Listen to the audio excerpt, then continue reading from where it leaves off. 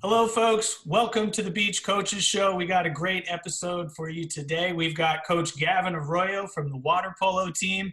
Gavin might be the busiest guy that we have on campus as he's coaching multiple teams and Team USA. So, Coach, let's take it away. Tell us about yourself for the new viewers and what you've been up to.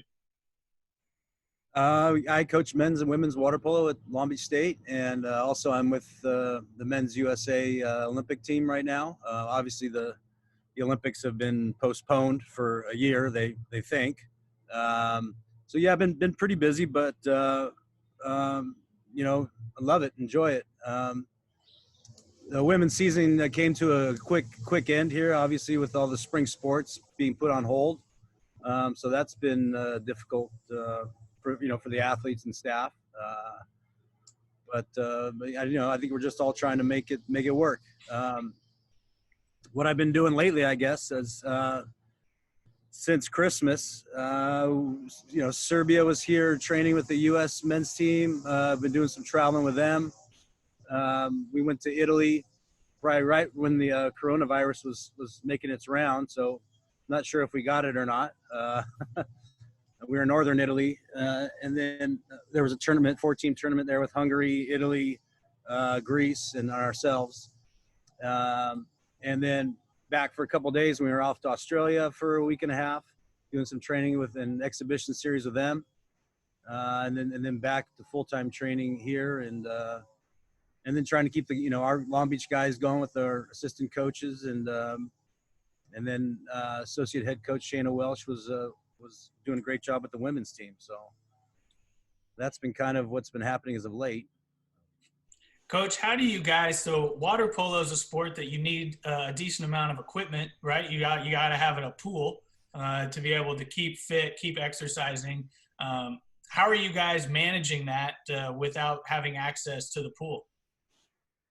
Obviously, we're pretty limited with what we can actually do. Our medium is the water, and right now water's shut down. So, we're trying to, our strength and conditioning is doing a great job under, Laura Teal here at Long Beach. They got some mandatory Zoom workouts that they're doing.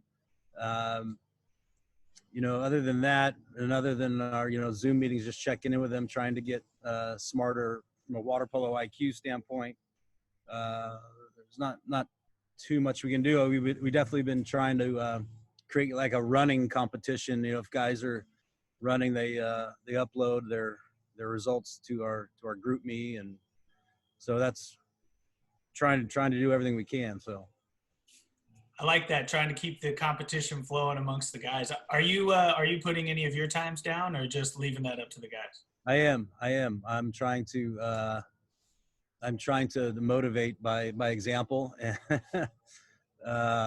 But of course, they're running like 1 mile bursts, 2 mile bursts, and I'm running slow and long, like like old folks, I guess. So I'm sure if Laura Teal was putting her times down, though, she'd be smoking everybody. So. Oh yeah, no, I try not to compete with Laura. She crushes everything. So, Coach, going back to your Olympic schedule, so a little bit off topic with Long Beach State, but I found it interesting. So the Olympic schedule's moved back a year. What is that doing for those athletes, and how are you guys handling pushing it back an entire year? I think, it's difficult. Everyone kind of has in their head and their plans, and then we were ready. We were counting down the days, during our training. I think, and then all of a sudden, it gets put back. So I think it's a little different for everybody. Some of the older guys on the team, it's a little more challenging. The younger guys maybe that are still in school trying to navigate, they were taking quarters off or semesters off, and now everyone's just kind of trying to rework their plan. And it's from a staff standpoint, we're also trying to figure out what's available, and a big part of our training is travel. We need to train with international teams and compete with international teams, and obviously that's been put on hold. So I think at this point we're just trying to figure out how we can get back in the pool and when that's going to happen, and what's that going to look like. Is that 4 guys at a time, 5 guys at a time, or is that are we all back, and then what are we training for, since we don't have any competitions on the immediate horizon? It's always been a challenge just to train. You want to have at least some sort of competition on the horizon. So. Coach, with it being a year away, are you guys going to have to reshuffle the squad, or is everybody that already made it going to be on the squad for another year? We have a training group. We hadn't announced the team. We didn't, fortunately, we didn't have to make any of those decisions. I think it was supposed to be early July that we had to announce the roster. So we were still in, kind of evaluation process. So that didn't change much. The group stays the same that we have, and it just buys some time for some younger guys, and it buys us, the way I see it, the way we see it is it buys us more time, which is it's always great for our country, in our situation. So. Coach, let's transition back to Long Beach State water polo. Can you tell us what happened in the fall? A little bit of some of the guys that you're losing, and then we'll kind of transition into recruiting and then the class that you're going to bring in behind them. Yeah, we, I thought we had a pretty good season.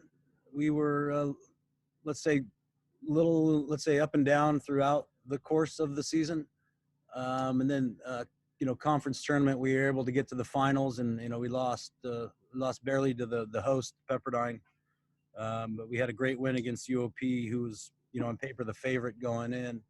And we just missed out going to NC2As. So, I mean, that part was a little disappointing, but I was really proud of our guys, the way they, I think we overachieved going in, through the conference tournament. And we lose Austin Stewart, one of our seniors. He was pretty important to the team. He's just a real cerebral player and great teammate. So he's going to be hard to replace. And then our goalie, who was a junior, he's decided to go ahead and move on and start in the working world because he got through school already. So he was a big part, our goalie, Marwan Darwish. And then that's basically all we're really losing. Jonathan Wong, another senior, is moving on. But we're not losing too much, so it's pretty nice to have a lot of the returners coming back, a lot of main players coming back for us. I think on paper it's probably ourselves, Santa Barbara, for conference favorites if there is a fall. Who are you bringing in, and do you expect those guys to play right away, or do you have things set up that there's going to be quite a bit of competition in the fall for your starting spots? Yeah, we were able to get a pretty good class. We got the best player in junior college coming, Julian Lubriel. He's from Puerto Rico. He was at Long Beach City.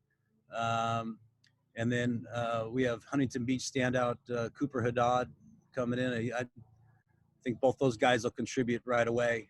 And then we have another standout from Orange Lutheran, Riley Catino.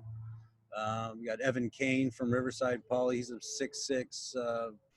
He's a really talented kid. Frank Hollick from Esperanza. We got a real good class. I'm real happy with what we're able to do. So I think a lot of those guys, it's going to be hard to decide whether to redshirt some of them or if they get in right away. But those guys that I mentioned could come in and compete right away for time. So. Coach, how does being a part of Team USA help your recruiting? Whenever you can say to them, you can pull that ace out of your pocket and say, hey, we've got, I'm a national team coach. We've got this type of experience and this type of connection. I think it definitely helps our brand. Obviously never hurts from a branding standpoint, but I think from a professional growth standpoint, it's been really beneficial for me to be back around that community. I spent a lot of time with it as a player, and seeing old friends and picking the brains of some of my former teammates and who are coaching national teams of Serbia, Greece, and Spain, and just kind of being on the cutting edge of where the sport's growing, because the sport's always changing, and it's nice to be on the forefront of that process. So I think some of the most talented kids should consider some of those things when they're looking at school. So, yeah. Coach, we're going to open it up to you before we wrap up here with just any last second comments that you might have, or any parting thoughts. I just, you know, in these times of Corona and being at home, and I just want to, the thing I think about the most is gratitude.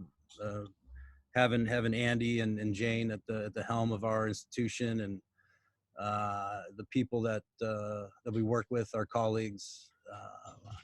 I just wouldn't want to work anywhere else. I think this is the greatest place to be, and I'm so gracious that we have what we got. So I'm just looking forward to get back in the pool. So. All right, that's Coach Gavin Arroyo from the water polo teams. We'll let him go and get back to it. He's got some miles to run, so he can post that to his team. But thanks, Coach, for being on, and we'll catch you all soon. Go Beach. All right, go Beach. Thanks, Camden. All right, thanks, buddy.